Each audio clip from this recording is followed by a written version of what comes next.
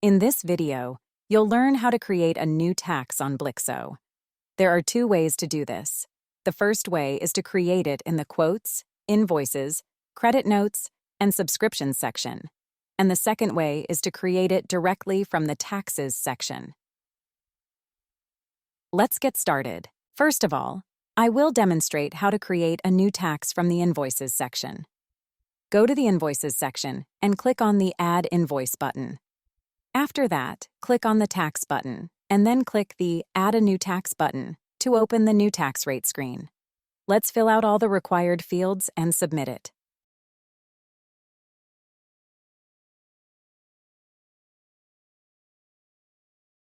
Now, let's check it out.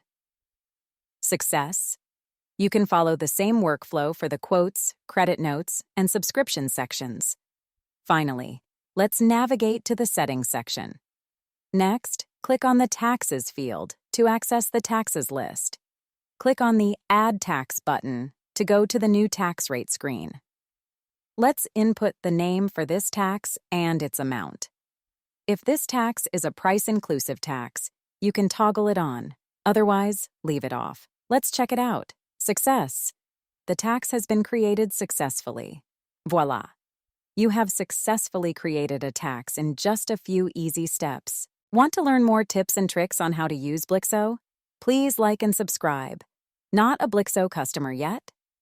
Want to grow sales, manage subscriptions, improve retention, and automate accounting? Sign up for Blixo today by visiting Blixo.com.